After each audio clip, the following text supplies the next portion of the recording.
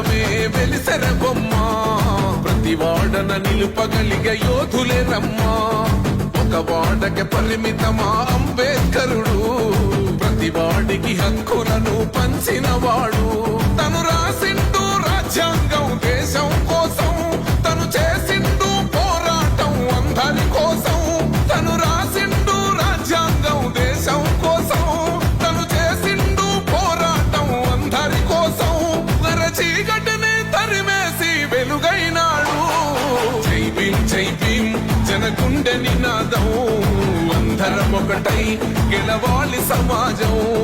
జై భీమ్ ఒక యుద్ధ నినాదం